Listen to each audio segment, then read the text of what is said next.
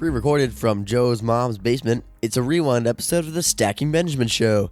I'm Griffin the intern, or as my ultimate frisbee team calls me, the Fintern. Joe and OG headed to the store to find fruitcake recipes. Someone recently called them a couple of fruitcakes, which got them wondering if fruitcakes actually tasted good. And believe me, if you're new to the show, that's the best idea these two have had lately.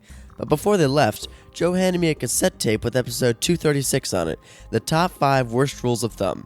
The guys used to do lots of top 5 episodes, so I thought it'd be fun to bring one back from a couple years ago. Remember, disregard any investment info or giveaway mentions because this episode was from early August 2015, just before the show changed up its format. Enjoy!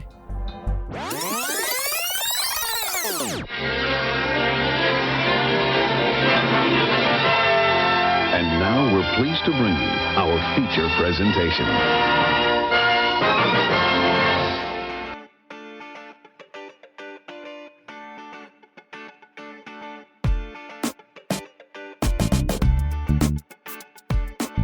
Just when you thought Wednesday couldn't get any better, live from my parents' basement in Texarkana, Texas, it's the Stacking Benjamin Show. Hey, everybody, I'm Joe Saul-Sehy, Average Joe Money on Twitter, and on today's podcast, Rules of Thumb. You know how we feel about rules of thumb? You probably shouldn't follow them. What are the 5 dumbest rules of thumb? What are the 5 you should ignore? Our biggest and best top 5 ever on today's podcast.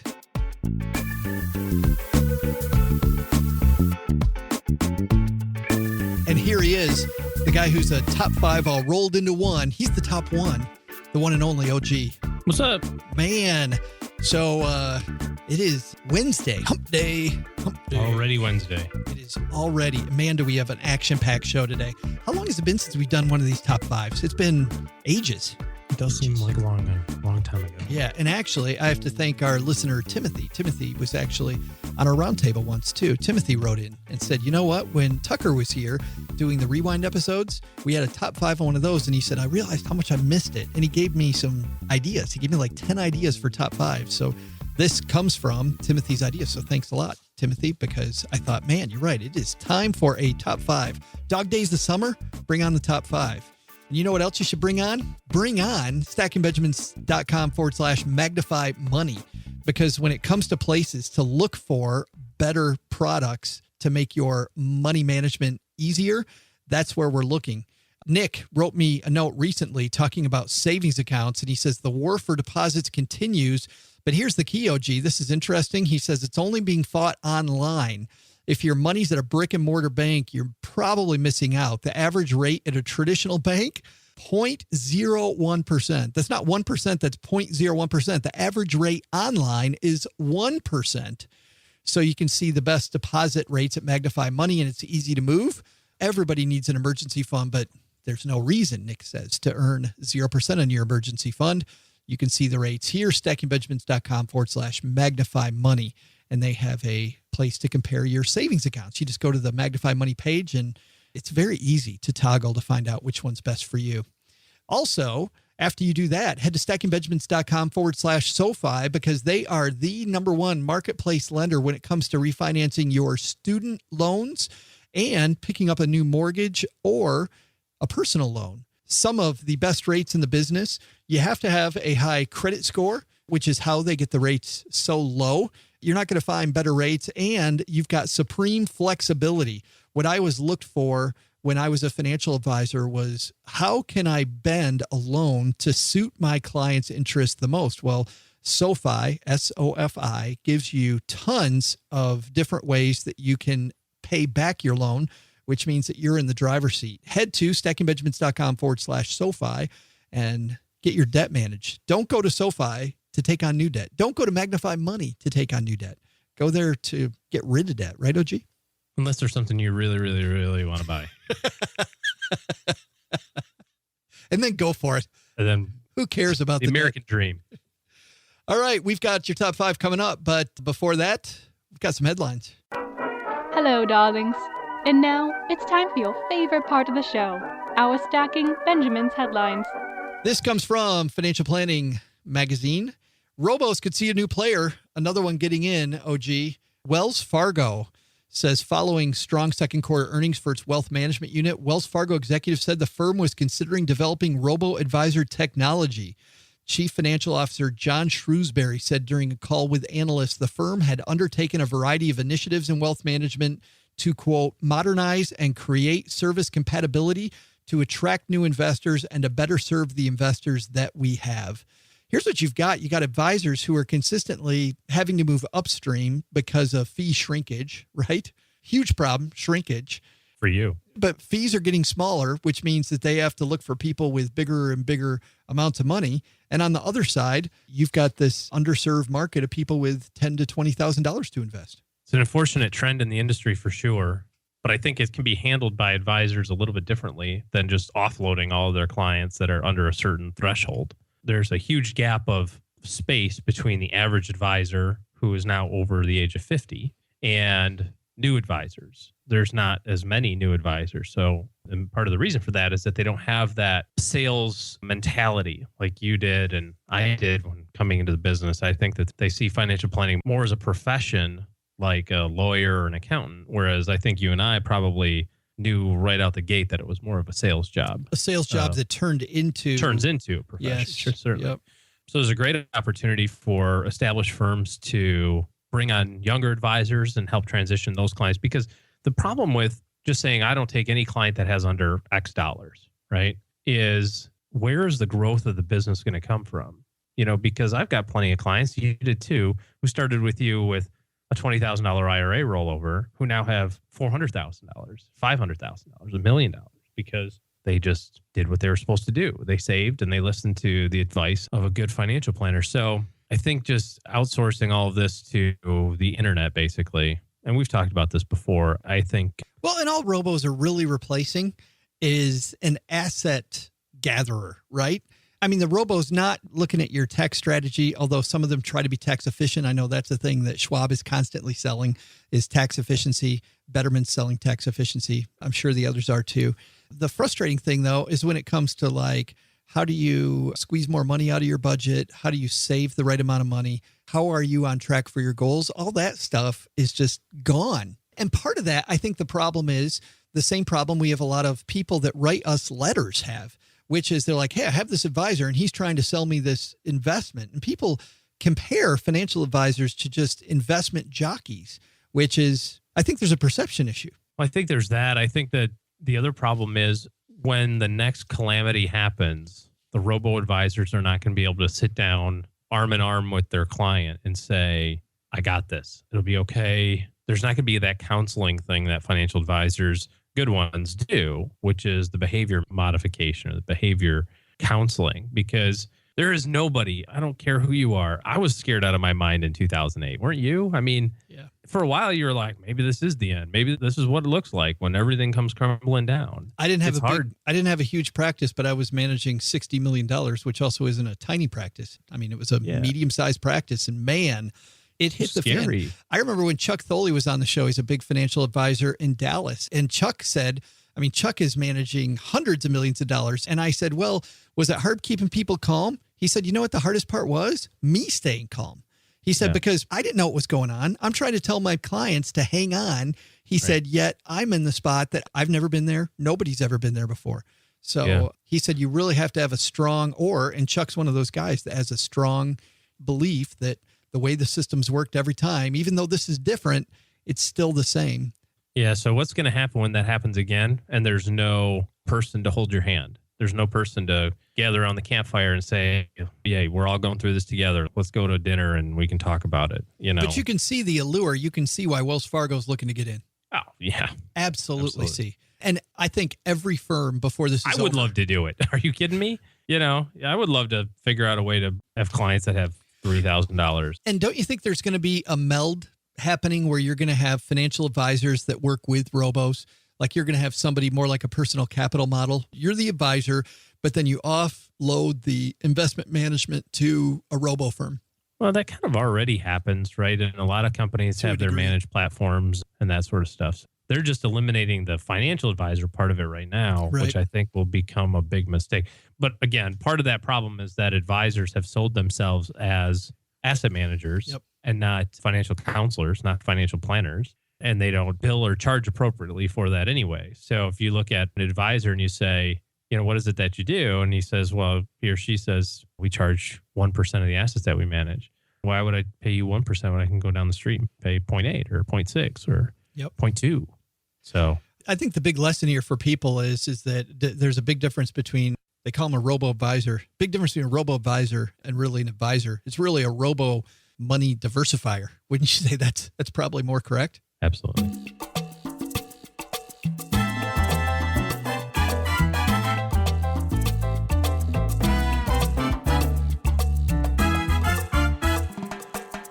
And welcome to our top 5 dumbest rules of thumb.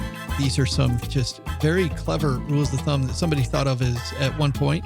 And just generally speaking, I don't know about you, when I started in the financial services industry, I thought rules of thumb were great. And over, how many years has it been now? Oh, geez, like 22 years? Rules of thumb stink. Well, rules of thumb are meant to provide a baseline of contextual information, right? I mean, where you can just kind of say, if I never talk to another soul for as long as I live, I'll get the ball halfway down the field if I just do this stuff. Right. Yeah. I can actually see all the 5 on my list. I can see why they were created, but I really don't get them. All right. You ready to do this thing? Let's do it. Here we go. Number 5.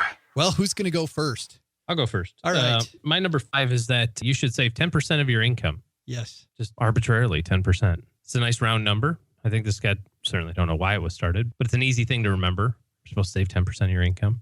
It's not 10. It's probably way more than that, frankly, but it should be based on what your goals are, right? Shouldn't you just work backward and say, here's what I want, here's what I have, here's how much I need to put in, divided by how many months or years I've got to do it. And then that just, boom, here's the number. That equals 12.6%. Why would you save 10 if you needed 12? That's dumb. I've given tons of speeches at tons of companies and groups and talk about that every time. And the aha look that I see on people's face when I recommend that, I'm like, why wouldn't we have this easy equation, right?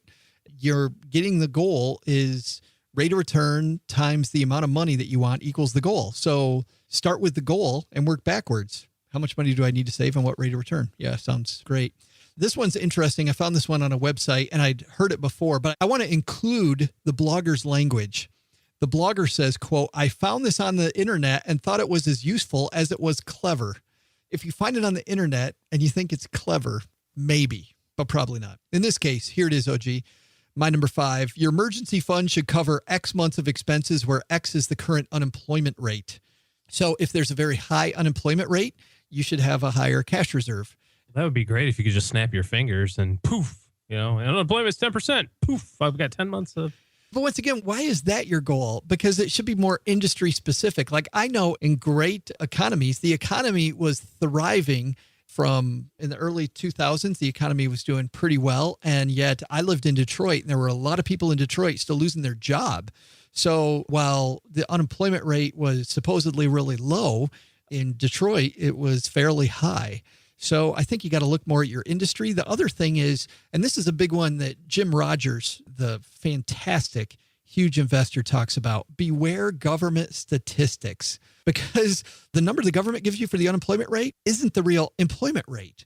And by the way, this has nothing to do with the United States. Country upon country creates these unemployment rates that are not true. There are people that they say after a number of years, they've stopped looking for a job, right?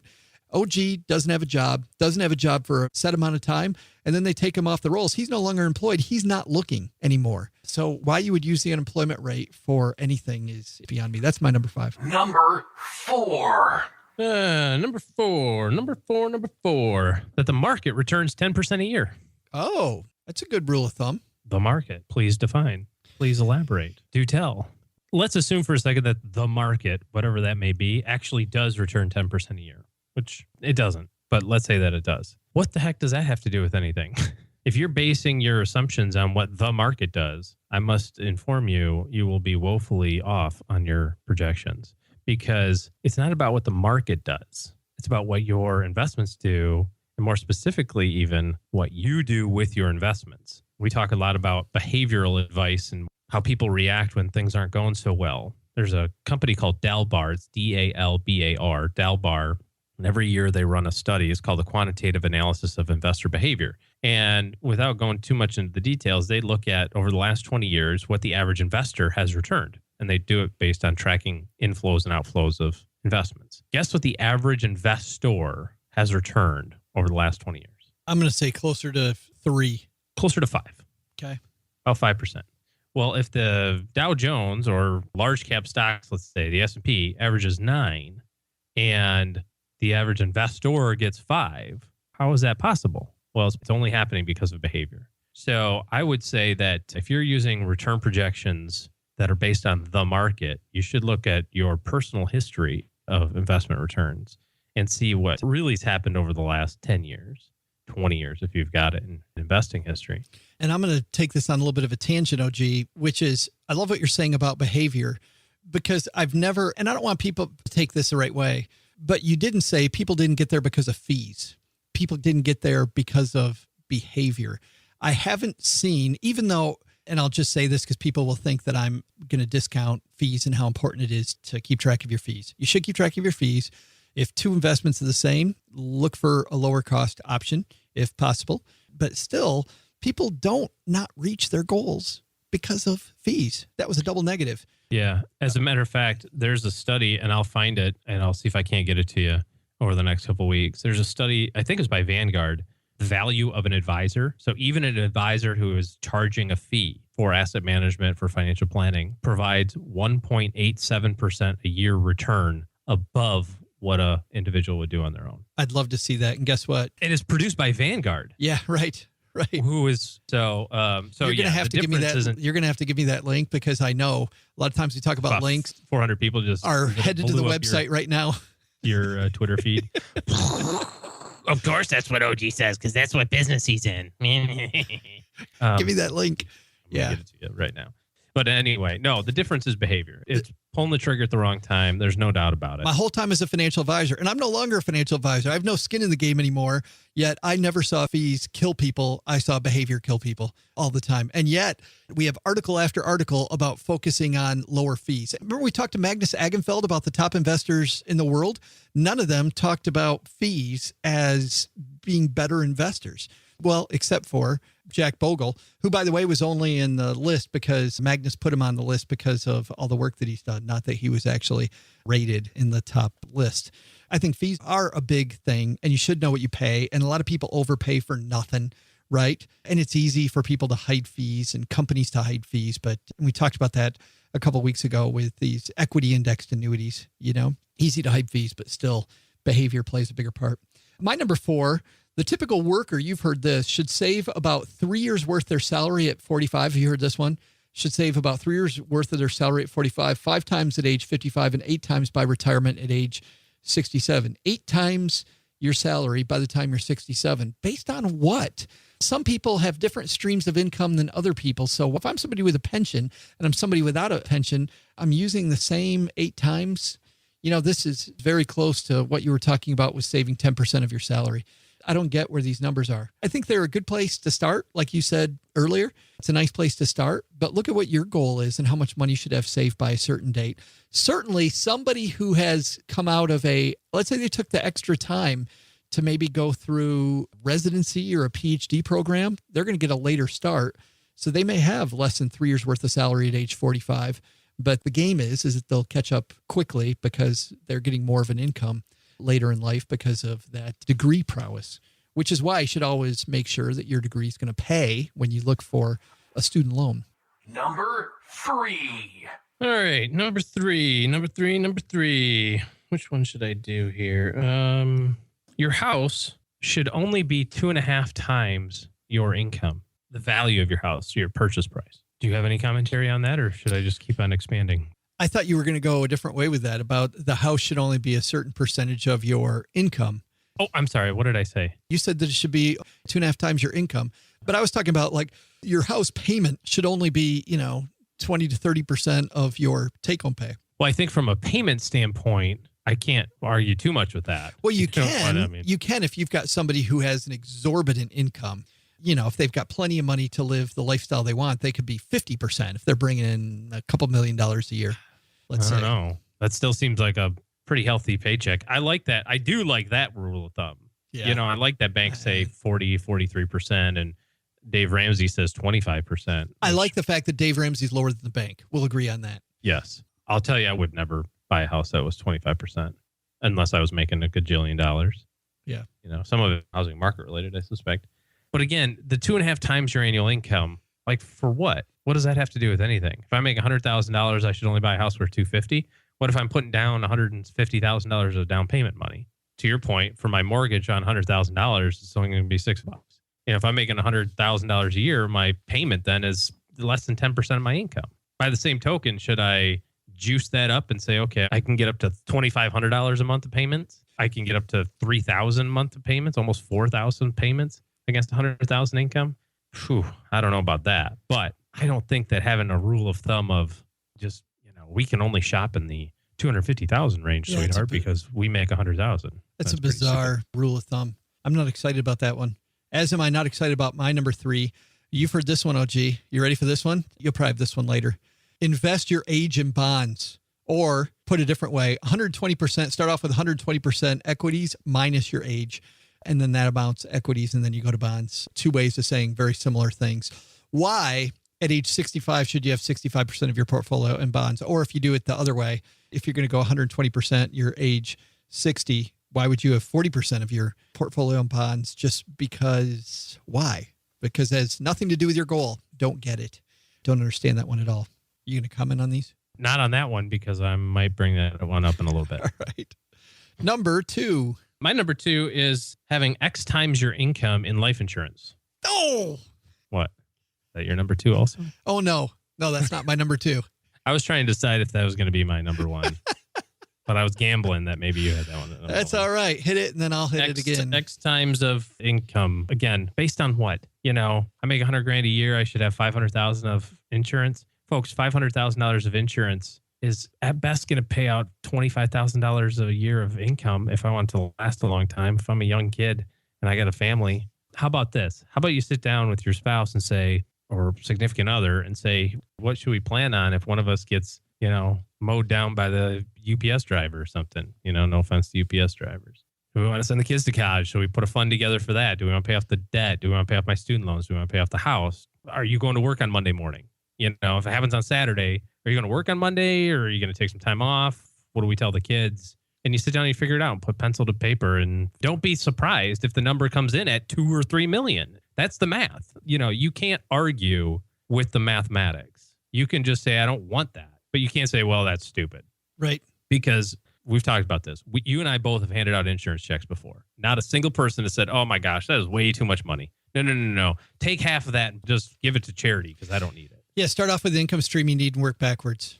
Right. Yeah, and add on all the one-time expenses. Which is also on the other side. If you are single and 25 and somebody's trying to talk you into a big fat insurance policy, You're like, how'd you come up with it? Yeah, Just ask them the question. Show me the math worksheet that you use to come up with exactly how I came up with. You say I need 1.5 million in life insurance. Show me how you came up with it. I think it's 0. I don't have any dependents. I don't have any family, kids. I don't have any debt. Right.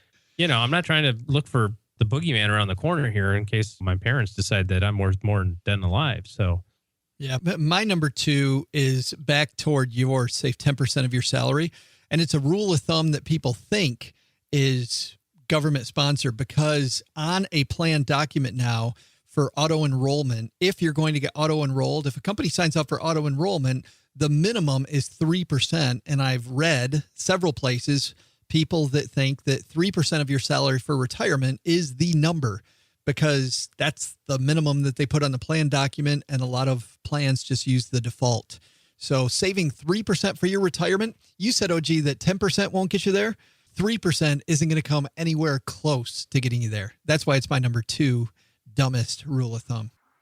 Number 1. Here it is. The big bad wolf. The number 1 dumbest rule of thumb that you have. Well, why don't we do mine first, since we already know what it is. My number 1 is X times your salary in insurance. Heard that before. Yeah, there's an echo in here. But I've seen company documents that say this. Here's a good rule of thumb. Think about your pay, and if you're X amount of years old, do 6 times your salary in insurance. I've seen big gurus on television and on the radio who talk about percentage of your salary. Go to, what's that website you like? Because I like that website. Life Happens. Lifehappens.org. Yeah, because all that'll do is walk you through. It isn't hard. Is it hard? It's not hard. It's not difficult to get around this rule of thumb. It's very easy. So that's my number one. And your number one dumbest rule of thumb of all time. Your age should be how much money you have in bonds. I wasn't giving it away. I knew that you had it in there. This is by far the stupidest thing that you can do with your money. And it's so idiotic. You can't even begin to put some rationalization on this. Again, if you ever hear this from anybody who claims some quasi expertise in the financial industry, you should laugh, throw your coffee in their face, only if it's cool, and run away, because this is so flippin' stupid. It will kill your retirement. It will kill your retirement. 50% of your assets in fixed income when you're 50. My God, statistically, you're going to live to be 97 if you're in like decent health. But I don't get it. You have more years on the back end than you've actually started investing. If you're 60, you have more years than you've worked. Why would you want your portfolio to crawl into retirement at these fantastic interest rates of 1% and 2%? Oh, I got an idea. I'll just buy a 30-year bond. That way I can get 5% on my fixed income. Yay! Until the bond market goes up 1% and I just lose a third of my portfolio, because that's the ratio. That's how it works. It's duration times the interest rate change, right? So that's how much the price is going to lose. And guess what? If you have a high interest rate, if you're longing for the days of high interest, oh gosh, I remember the 80s when we could get 12% our CDs. 84. Guess what comes with interest rates? I already gave it away. Inflation. So you'll never outpace inflation with fixed income. Never. It does not work that way. The only way you can even have a remote chance of making it is if you have equities in your retirement portfolio. And I'm not saying you don't have any fixed income. You know, okay, fine. You really want to have a Ginnie Mae in there, go to town. But my God, a 60-year-old having 60% of your money in fixed income? Heartburn. Gives me heartburn. It's horrible. It doesn't give me heartburn. I feel bad for him. It's like, what was that movie, The Long Green Mile or something, where Tom Hanks is... it's just the Green Mile. Well, it was a long mile. I know that. The dude was walking to his death, man. It's probably a really short mile. Yeah. It's not long enough. It's probably... They'd be happier for like 100 miles. They'd be happier for that to be longer. I don't have any idea what that movie's about, other than Tom Hanks is in it and like Ving Rhames or something, I think. But nevertheless, you didn't see it. I probably did, but it's, I don't have a trapdoor memory like you. I just delete things. I need space for new ideas. I don't believe in that whole like creating new synapses stuff. I just use the synapses I already have. Yeah. Way more efficient. Right. Nevertheless, I feel sorry when I see people that are like that, because they're so entrenched in their brain that this is how it's got to be, that I already know what's going to happen. Is there a movie where they like can hold on to their hand and they see the future or something? Because I can do that. I can hold on to somebody's hand and I see the future, and it's them eating cat food. Tuna fish. Yum. Tuna fish flavored cat food. I love that. I'm on a rant now, because this is what I love talking about, is retirement income planning. And people say nobody figures it out. Nobody sits down and figures it out. It figures out what sort of year return they need and all that sort of stuff. And it's not hard. No, it is hard. But I've never talked to a retiree or somebody who plans on retirement and they go, what's going to be great in retirement? Doing nothing. I can't wait to like cancel the cable because I don't have enough money. And I can't wait to like have to value shop to buy cans of tuna fish and clip coupons and never send my grandkids like $5 bills because I don't have any money. Everybody has like this vision of retirement. Like, oh, it's going to be great. We're going to sail the Mediterranean. We're going to take the kids on a safari for 10 weeks and really connect with nature. We're going to, folks, that costs money, and it costs market return. You have to invest your money to get that, unless you're independently wealthy. And even then, what kind of idiot has $10 million and puts it all in bonds? You should be so lucky. Look at all the goodwill you could do for the next 10 generations if you invested that properly.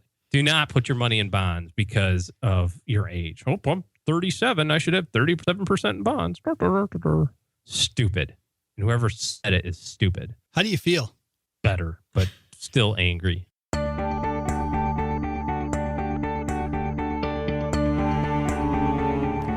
Hey there, trivia fans. I'm Joe's mom's neighbor, Doug, and I just had a huge revelation. How cool would it be if someone sold ice cream that had both, wait for it, chocolate and vanilla?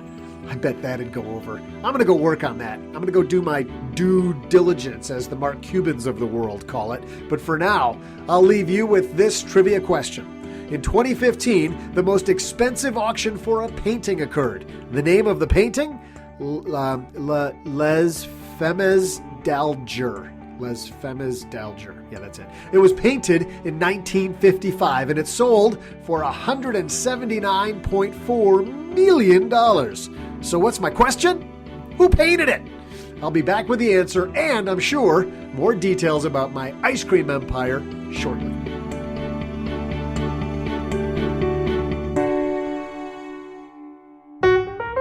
I'm so excited to have two sponsors that we really love that are super helpful to so many people.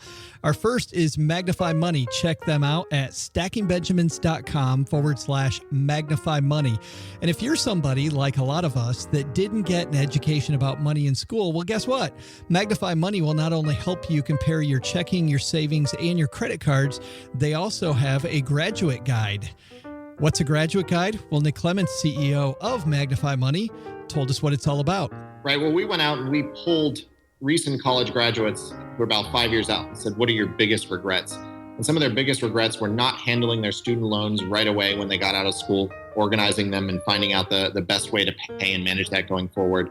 And another was just not learning enough about their personal finances. And so what we've done is, based upon the regrets of people who graduated 5 years ago, we put together a checklist so that as long as you follow that list, you at least will not have the same regrets that these people have. There it is. Head to stackingbenjamins.com/Magnify Money for you or the graduate in your life to get an education about getting their financial house in order. And if you've listened to the show before, you know I'm also excited about our second sponsor, SoFi. That's SOFI. Head to stackingbenjamins.com/SoFi to check them out. And I've said in the past that you're not going to beat the interest rate on a student loan or on personal loans or mortgages outside of SoFi. However, I've also said you need a high credit score. What is a high credit score, and how does SoFi look at your credit? We asked Dan Macklin over at SoFi how it works. So there's no absolute minimum that we have, but generally if you're in the 700s and above, then you have a great chance of being approved. But credit score is not the only thing we're looking for. There's a variety of measures, but it's one of them. So even though it's not the only thing they look at, it's an important qualifier. So clean up your credit and then head to stackingbenjamins.com/SoFi when you're ready to get your mortgage, refinance your debt through a personal loan, or look at those student loans and get the interest rate down to something more manageable.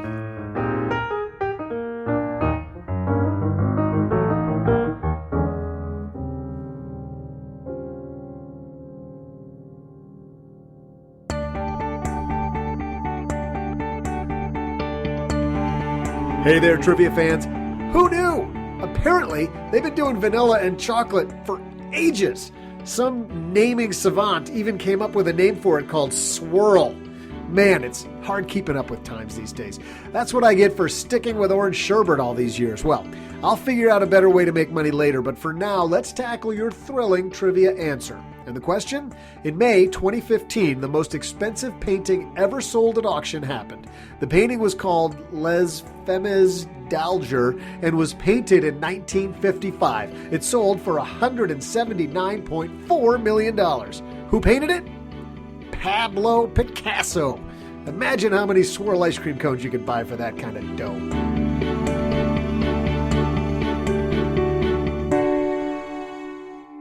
We get letters. We have taken up a lot of time in this episode, so we've got time for one letter. This one comes from Todd. Compound interest savings accounts. He says he continually hears about how great and powerful compound interest is, but where are the best places to find it? Highest rates he's found at a bank are at 1%. And we talked about that today with Magnify Money, is that 1% is about where online rates are averaging. I think about going with an advisor, but get warned about the fee structures, and I'm afraid to have half my investments be taken when it's time to retire. What do we do? What do we do to get higher interest rates in the bank, OG? Well, I got to take issue with that back half of the comment there. I'm worried about half of my money getting taken at retirement. I would wonder by whom that money would be taken by. I certainly hope you don't think that advisors just, we just take it. Like, hey, congratulations on your retirement. My fee is now half.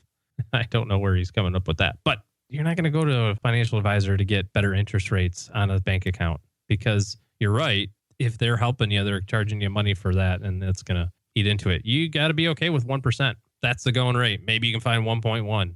Magnify money is where it is at. If it's going to have a good rate and an easy to use operation, that's where I go. That's where we tell clients to go. The thing, though, I think that something that Todd is looking at is I'm getting a 1% rate on my money, but there's a different type of risk, right?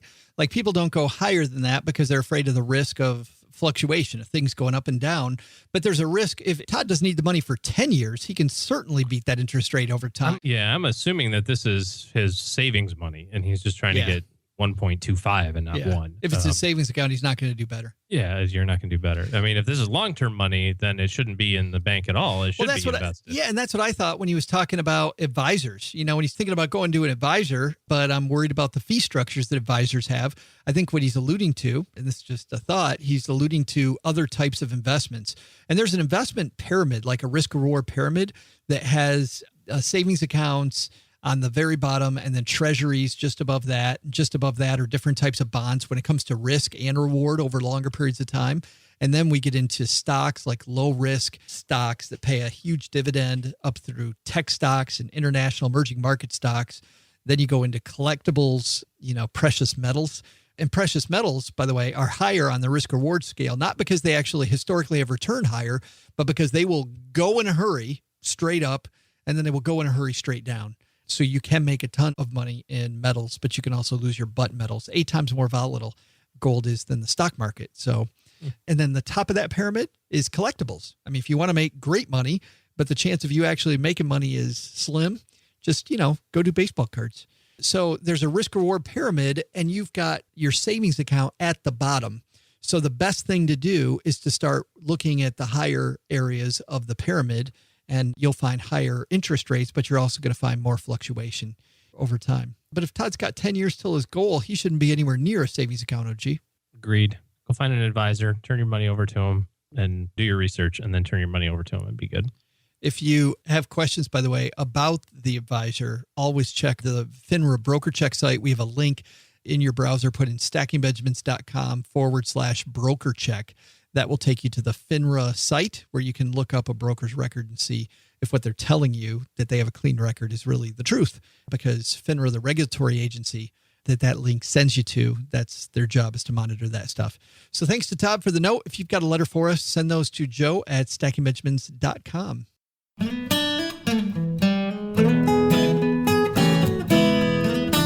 Hey, and 2 quick things here. Normally at this part of the show, we talk about the awesome people leaving awesome reviews of the show. Mom puts those on the fridge. But 2 quick things. We mentioned this on Monday, but this is Plutus nomination season. Last year, we were the Plutus Award winner, and the year before that, we were nominated for awards. Last year was the first year that they had a podcast-only award. The year before that, it was audio and visual category, but we were nominated that year. You can help us get nominated. You cannot help us win, but unless you know the judges and you got a bunch of money you can bribe them with, and assuming they take the bribe, that would be great. But let's not go there. Let's instead just head to stackingbenjamins.com/Plutus, Plutus, and nominate us for Best Podcast. And there's some other categories there. If you like us in other categories that you notice, feel free to nominate us elsewhere too. But thank you to everybody who's done that. Nominations close at the end of August. We're only going to mention this a couple times, but please take a second and help us get nominated, because every year we get this nice Plutus bump.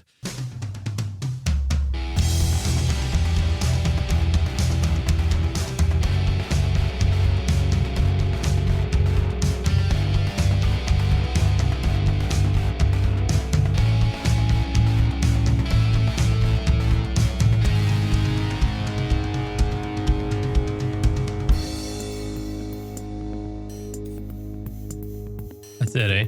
You haven't seen any movies.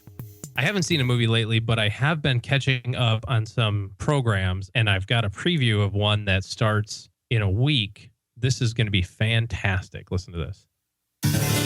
Deep in the heart of Texas, removed from mainstream America, 3 lusty and boisterous men carved a fortune out of this harsh and unforgiving land. I'm not sure if I put my bottom line up against Donald Trump, I might be ahead of the son of a bitch. No one gave them a damn thing except the moxie to get off their ass and do something. And they did it. Butch and I have actually done it all. We started from the bottom up. Drilling oil wells. We've got the cattle business. I'm 50-50 partners with the world's largest steel corporation. While the rest of America chases spreadsheets and trends, I was going to invest in Facebook, but the technology part of it is not my forte. These self-made men The developed technology their part own was not my investment forte. strategy. This is a show that's coming up on CNBC. We talk about CNBC and never to watch it. You should watch after the market closes, and after those idiots get done ranting about God knows what. They actually have some pretty good reality programming. This is the type of reality show that I like. This show that's coming up is called the West Texas Investors Club. And the previews that you see, if you've watched a little CNBC lately. Well, wait a minute. This is actually out now. This show's on now. Yeah, I haven't caught the first one yet. We do record these just a smidge early. Nevertheless, I'm looking forward to this. This is a show about 3, you've seen Shark Tank? Yeah. This to me looks like Shark Tank, but without the politeness. Because I saw a preview, the guy walks in and goes, I've got an MBA. And he goes, I don't give a god dang about your MBA. That don't mean nothing here. Because these guys apparently have more money than they know what to do with, and they've started an angel investor club where they're going to fund young entrepreneurs, which is fantastic. So really looking forward to that show. 2 other great shows on CNBC, The Prophet. Marcus Lemonis. Lemonis, right. He goes into businesses and puts in his process, his people, and his product, that's his mantra. Writes big checks. They just did a recap of some of the first 2 seasons worth. They're on season 3 now. Just did a recap of the first couple of seasons, some of the big ones, and the stuff that is going on in some of those businesses. There's one about a candy store. I remember. The candy store episode was great. Sweet Pete's? Yes. So now they are in a 11,000 square foot mansion in downtown Jacksonville. When he bought or partnered with them or whatever, they were doing $400,000 in sales with no profit. Because they had to get rid of the loser partner. Even the loser partner, yeah, they had to get rid of him. That's right. It's $400,000 in revenue, no profit, $10,000 in profit. So he's owned them for a year, been partners with them for a year. They do $4 million in sales now. They just did a partnership deal with Jacksonville Jaguars. They just bought the building next door to do more catering. It's fun to see those operations just explode. What's great about it is when you see the impact of putting in a process and a system, how much a business can really just take off. And the other show that I really like is called Blue Collar Millionaires. And it's about folks who, kind of like this West Texas Investors Club thing here, just made it. They're unassuming. This kind of like the Millionaire Next Door, like Dr. Thomas Stanley's good work there about how most millionaires live in modest houses. First one that I saw, the guy was on the concrete company, pours concrete every day. And then you talk to him and he goes, oh yeah. And then this is my house here in California. And this is my house in Mount Shasta. I own 75 acres and the house is worth $5 million. Yeah. We custom built. 2 guys that started the Got Junk or whatever companies or some type of company like that. Those signs. He said that they both graduated from college and their parents were like, you're going to do what? He said, yeah, I figured I finally made it when American Express sent me an application for their black card. Yeah. So you had to spend $250,000 a year on your Amex card to get one of those invites. So a couple of good shows on CNBC. West Texas Investors Club. I got to get caught up on that. And The Prophet. I really like The Prophet. I like how he doesn't take any crap. I do too. I love those shows. The show that I'm hooked on, actually I'm hooked on all the iterations of it, is the $1 Million Listing shows. That was just up for an Emmy. I like the negotiation process these guys go through. That's my favorite part of the show is when they're negotiating. Is this the one with the realtors in New York City? Yeah, there's $1 Million Listing New York. They all have problems, like all 3 of them. All 3 of them have. Well, I just caught probably about 20 minutes of that show once, and they were selling a building, and they were on the final floor. They had sold all the units, and they were on the final one. It was the penthouse. And so the realtor was negotiating with the owners of the building and the person who wanted to buy it. And the person who wanted to buy it wanted to put a pool in. Oh, I saw this one. And the guy's like, that's going to cost us like $800,000. We're not doing that. So he gets on the phone. He's like, okay, you split the cost with them. And they're going back and forth. And I'm thinking, I wonder how much this place is going for. It's in Manhattan, right? So it's got to be going for $17 million, right? $17 million is how much they're selling this one apartment for. This one floor. One floor. The guy wants a pool. So finally they go back and forth, right? And they finally say, okay, fine. Make it 17.5. We'll split some of the cost. We'll put the pool in. It'll be good. I'm thinking, oh, girl, that is so much money. I know these numbers, they talk about the commission on the deal, $65,000 or $120,000 commission on the deal. On that $17 million deal, it was like $750,000. Yeah, the commissions on these things are just awesome. But you know what's funny? It's all zeros. You know this. The first time somebody handed me a check with not just a comma in it, but a comma with two places to the left of it, like a $20,000 check, I was like, that's $20,000 in my hand. And later on, it was always the same process. It was just more zeros, and the zeros it still is the same thing. But I love those negotiations. It's like when I buy cars, that's just what I tell my wife. I'm like, hey, 25,000, 250,000, just another zero. Big deal. Big deal. Aston Martin. Just kidding. I don't have any 250,000. Aston Martin versus a Buick. Well, I don't know if you've seen the Buick commercials lately. They don't look like Buicks anymore. I do like that commercial. Go get the Buick, and the valet's running all over the place trying to find the Buick, and it's like right in front of him. That really tells you all you need to know about it. It's so non-special, the valet doesn't even know about it. No, he's looking for a grandpa car, and there's this hot the car background. right in front of him. You can't even tell what car it is. It's just, it's so blasé. Go get the Buick. I don't know which one that one is. I better. Dude, Buick's never going to sponsor the show now. What are you doing? Buick, that's his opinion, not mine. I think Buicks are sexy. Everyone's opinion. You're fantastic, Buick. You're in the demographic. You're getting there. You're about 2 years away from going, well, honey, I think we ought to go get ourselves another Buick. I'm just thinking the Buick, that one runs pretty well. Let's get the Buick LeSabre in white, the cream interior. You put 4,000 miles a year on it. Trade it in every 2 years. Time to get a new Buick. That one, oil changes might be a little tough now. All right. See everybody next time. Stacking more Benjamins on Friday.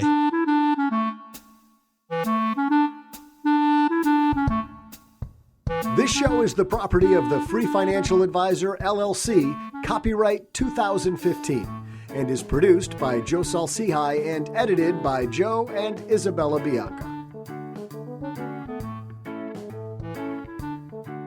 Mind-boggling, isn't it? Did you just say mind-boggling? Yeah, mind-boggling. When things are so crazy, it gets your thoughts all trapped like in a bottle.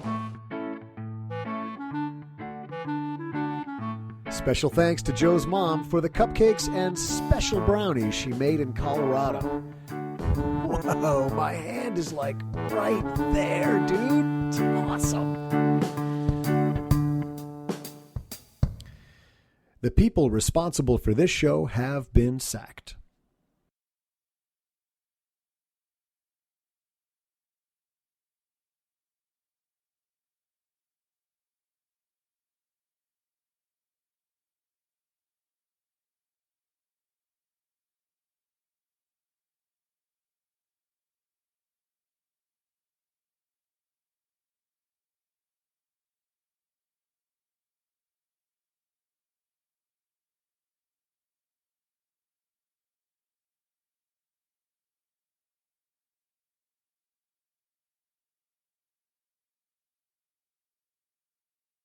So I played a little bit online here while we were doing our recording. Doing our thing. I got this article here from Wired magazine from the Department of, I never even considered this, and now I'm freaked out, Department. Wired magazine, Andy Greenberg from July 21st. Hackers remotely kill a Jeep on the highway. Driving down 70 miles an hour on the edge of downtown St. Louis when the exploit began to take hold. Though I hadn't touched the dashboard, the vents in the Jeep started blasting cold air, chilling the sweat on my back through the in-seat climate control system. Next, the radio switched to the local hip-hop station. On full volume, I spun the control knob left and hit the power button. No avail. Then the windshield wipers turned on. The wiper fluid blurred the glass. And then they cut the transmission. Immediately, my accelerator stopped working. I frantically pressed the pedal and watched the RPMs climb.